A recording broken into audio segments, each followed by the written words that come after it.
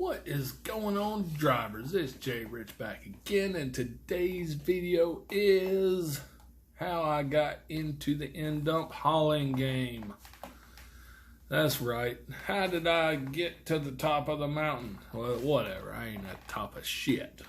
I guarantee you that. But anyways, guys, there's a lot of people want to get into dump truck hauling, and I'm going to tell you how I did it.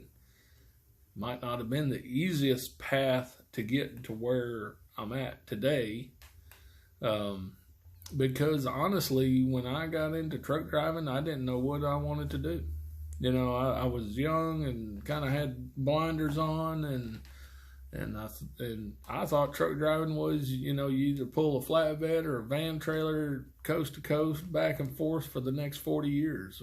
That's what I thought truck driving was back then, which is in the early 2000s. And so, went to school, got my CDL, and I found out rather quickly that over the road wasn't what I wanted to do. I wanted to be home. So I kind of stepped away from the trucking, and I went back to automotive mechanics, which is another love of mine. It's something that I don't like doing for a career because I enjoy working on my stuff on the weekends. Well, if you're doing that all week, you don't feel like doing that shit on the weekends, So I had a customer. He was looking for a driver. I was doing a 26-foot flatbed, tandem axle, straight truck, with him for just a little while. And then I went to a ready-mix company, hauling concrete, ready-mix concrete. And that was my stepping stone into where I'm at now. I didn't take a direct path.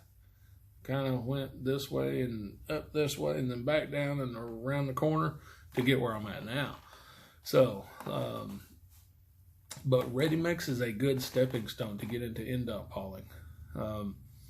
Another thing, if you can get in, is a roll-off company, roll-off job. That's another good stepping stone to getting into end dump hauling. Because if you think you're just going to come right out of school and go work for a dump truck company, 98% chance not going to happen. It's just not going to happen. Their insurance won't allow it. The majority of them require so many years experience of something, of a like kind of business, like roll off or concrete. So even going from a van trailer or a flatbed straight to dump truck is virtually impossible. I'm not saying it's not possible. I'm saying it's very hard to do. It's not the right path. For you to come in and say, okay, well, I'm going to drive a dry van, but then I want to go to, an end dump.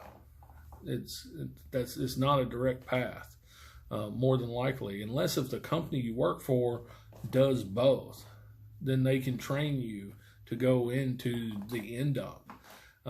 That's the only other way, really. So anyways, concrete hauling, I got into that, served 7 years of a life sentence, and got time off for bad behavior. Imagine that. Which was a blessing in disguise. It was hard after that. Life was hard after that. But it was a very enjoyable job. At first, a lot of challenges at first. In the end, the company was a worldwide company.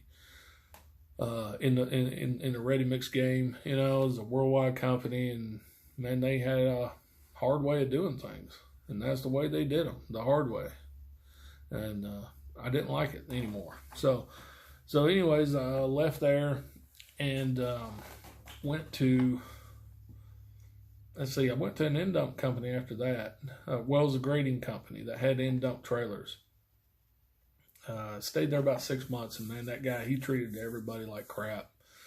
He really did. He's just not a pleasant person to work for.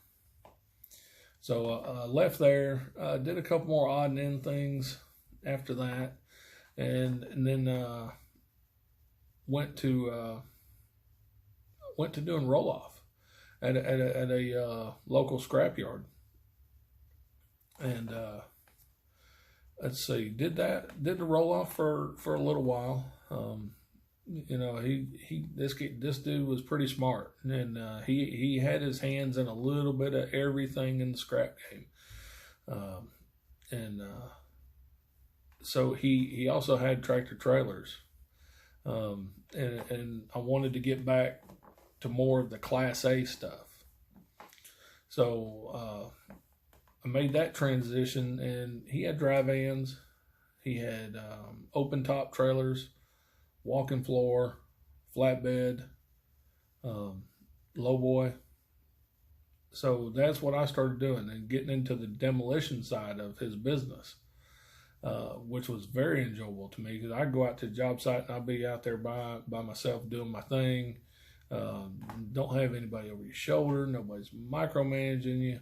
Everybody's just leaving you alone for the most part. Depends on what job you're on. That's if people are leaving you alone or not. Very enjoyable. Working heavy equipment, hauling heavy equipment was very enjoyable to me. Really like that. But things had played out there, and it was time to part ways.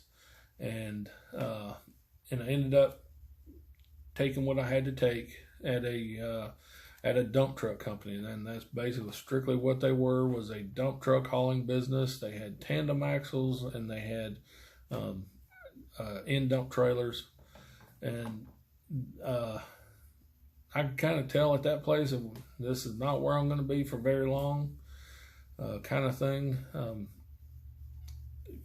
The job is, to me, if you're going to do tandem axle and just regular end dump at a local company, it's pretty monotonous. You know, some people don't mind the point A to point B, day in and day out thing. I know a guy, he goes from a scrapyard to a steel mill less than a mile away about 4 times a day. He goes back and forth. And he's been doing that shit for like 30 or 40 years. And I mean, that's all well and good. If that's what you want to do, is that point A to point B for the rest of your life, that's fine. That's not me. I can't do that. It's like cabin fever, you know? So therefore, that's what I find in tandem axle stuff, because you're on the same job site for maybe days, weeks, or months at a time. You're on the same job site, point A to point B kind of thing. A lot of the same kind of dedicated customers. You're hauling rock from the rock quarry to this customer, 5, 6, 7, 8 loads a day, back and forth, and it's just, man, that's not me. I can't take it. I gotta have a change of scenery. So anyways, that company was going downhill, and going downhill fast, man. I mean, even for a dumbass like me, I could see this company's not going to be in business much longer, and I mean, they had nice trucks. They bought a bunch of new equipment and stuff, but once you get past the glitz and the glamour of having a new truck, it's like, this place sucks. So I left there, and eventually, like 3 or 4 months later, that company went out of business. I tried to take a couple guys with me to where I'm at now, and they was kind of afraid to make the jump. So whatever the shit they're doing now, I have no idea. I tried to take a couple good guys and say, look, man, well, we got a good thing going where I'm at now. And they didn't take it. So hopefully they're enjoying whatever the shit they're doing now. I know I'm enjoying what I'm doing. And, found this guy. And, man, easy dude to get along with. Man, I've got a brand new truck, brand new trailer. I'm probably gonna have to put 400,000 or 500,000 miles on this truck before I get a new one again, which is fine. Man, the guy doesn't micromanage me. Hell, we might go a week without talking. He can send me a text message every couple of days. Hey, go over here and do this. Go over here and do that. And for the most part, guy leaves me the hell alone, man. And I work 5 days a week. All them tandem axle companies and end dump, hauling sand, rock, and dirt. You're basically working 6 days a week most places. You know, it's and they don't let you know that shit till Friday at 4 o'clock. You're clocking out. You're picking up a paycheck, whatever. Guy says, "Oh, by the way, need you here at 6 in the morning. You're gonna haul over here at JoJo's job site," and you know, so your whole Saturday's pretty much shot. And you know, of course, you had plans with your wife and your kids for a birthday party or going to the movies or whatever y'all were gonna do. Nope, you're working. Somebody needs sand, dirt, and rock, and you know, that's why I like what I'm doing now. And basically what I'm doing, I'm not doing sand, dirt, and rock.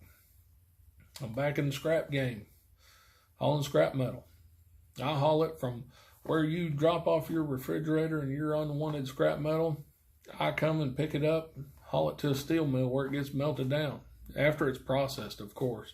They process it at the scrap yard, and then I come pick it up and haul it to the mills, whether it's steel, aluminum, stainless, copper, whatever. You know, we'll haul it, and you know, they'll turn it into new metal. So, like I said, it's a pretty good gig.